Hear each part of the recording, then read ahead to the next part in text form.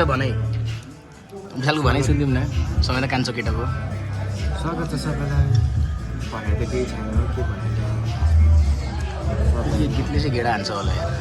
सामसँग बस्नुहोस् सामसँग गर्नुहोस् भविष्यमा मलाई देख्यो भने हाई हेलो गर्नुहोस् ल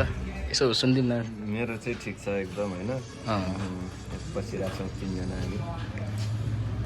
अझै एकजनाको पर्खाइमा बसिरहेको पाण्डे हो क्या पाण्डे नै हो पाण्ड्या कि पाण्डु हो पाण्डियन बुलडग बुलडग नाटकको थियो नि तपाईँले भन्नु नाटकको निकनेम नाटकको निकनेम नभनौँ क्यारेक्टर पात्रको निकनेम आउँछ बस्छौँ मिटिङ छलफल सानो गफका गेट टुगेदर जस्तो अहिलेलाई त्यति नै हामी एकदम सक्तो लन्डा त्यो भनौँ न अब आज तिनजनाको दाजुभाइ तिनजना चाहिँ हामी मजाले बसिरहेछौँ पाण्डेसँग अलिअलि गफ छ हाम्रो कामकै गफ हो अब यस्तै नै चलिरहेछ यो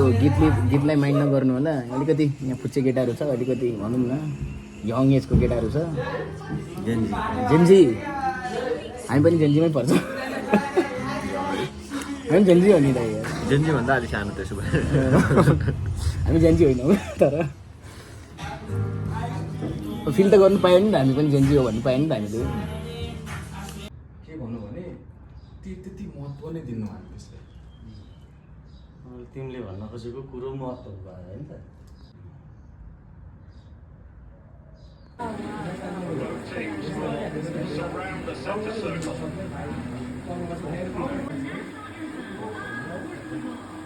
तालबारी मै गराउँछु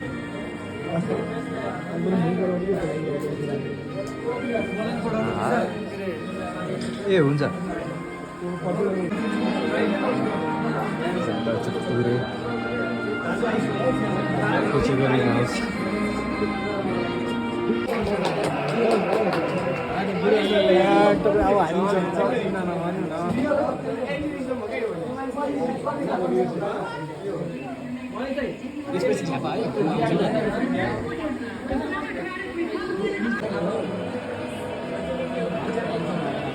ल है त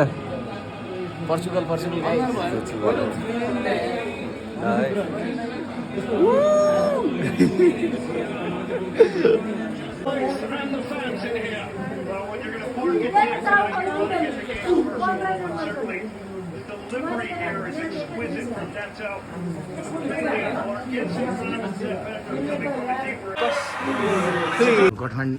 गफमान्डुमा चाहिँ अहिले भनौँ न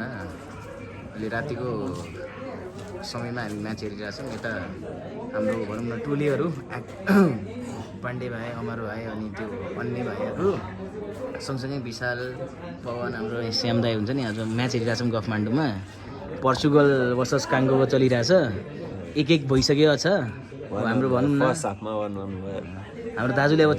दाजुले चार्ज गरेको छैन अब CR7 दाजुले उहाँको पालो बाँकी छ हुन्छ नि अब उहाँलाई कुरौँ न हार गेमको नियमै भने हार जित हो तर मजा आयो भन्न फेरि पनि हाम्रो रोनाल्डो भन्नु दाजुले फेरि पनि मैदानमा हेर्दाखेरि खुसी लाग्दो रहेछ सो रातिको समय चलिरहेछ अब लगभग मिडनाइट पनि हुन्छ होला